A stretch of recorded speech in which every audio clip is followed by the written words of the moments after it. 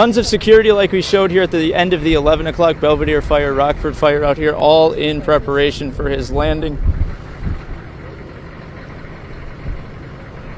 Like I mentioned, those high winds out here. President Biden is getting ready to touch down here at the airport. We can see the plane in full sight. Eric Graver, our camera guy, doing a great job getting a view of the plane as he gets set to touch down here in Rockford on his way to Belvedere. Derek, back. Yeah, Ethan, this is a big day for not just Belvedere and Rockford, but for all of Northern Illinois. It's not often that a sitting president has come here. It's been almost 40 years, so we can see the plane just about to hit the runway right now, Ethan. Yeah, Derek, he is getting set to touch down here. We got a nice good shot of Air Force One touching down in Rockford, and the wheels have touched down. President Biden has landed here in Rockford. He will taxi over to our location and get into his motorcade, otherwise known as the Beast, that is sitting just out of frame here. We can't see it behind all the cars here, but Derek, he has touched down here in Rockford. Yeah, there we are. The President of the United States of America, Joe Biden, in Rockford, about to head to Belvedere. Really just a special moment for our community, just having a sitting president in the Northern Illinois region for the first time in almost 40 years. There he is, President Biden putting on those patented shades, nice little jog out of there, and here he comes down the steps as he heads to the tarmac.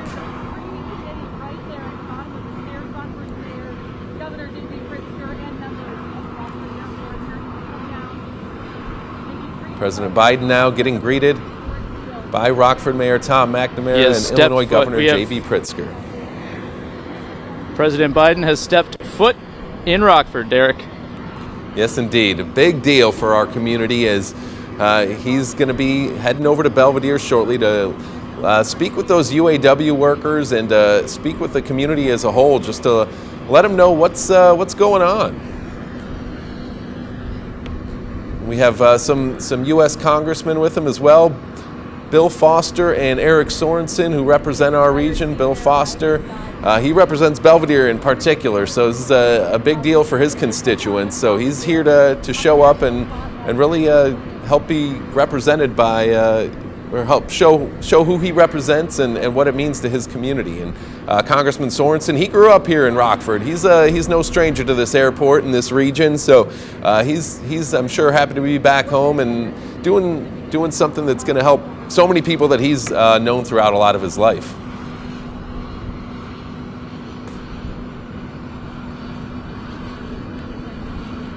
And of course, President Biden, he's going to be heading over to the community building complex of Boone County in just moments.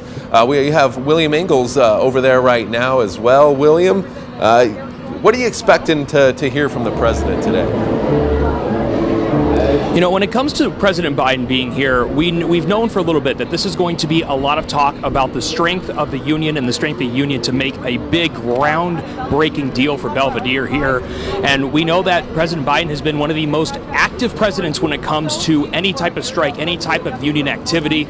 We've talked about a couple of times, we heard from the White House Communications Office that President Biden put in a call directly to the Stellantis CEO, directly talking about how important Belvedere was to the deal with the UAW, and just talking more about this whole UAW focus on Belvedere. I talked to Senator Dick Durbin last night. He said that the focus of any type of strike would have to guarantee that Belvedere would be brought back to life. You know, anyone who's lived here in the Stateline for a while can tell you that it felt like pieces were getting stripped away from that Belvedere assembly plant, from going from 3 shifts to 2 shifts, taking jobs away bits at a time until we finally heard the plant would idle in this previous February.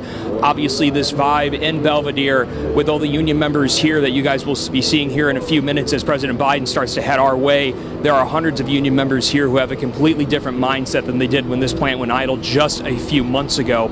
Now, as for a look at the political side of things, a lot of people obviously know by now living in Illinois that it's a pretty reliable blue state when it comes to the race for president.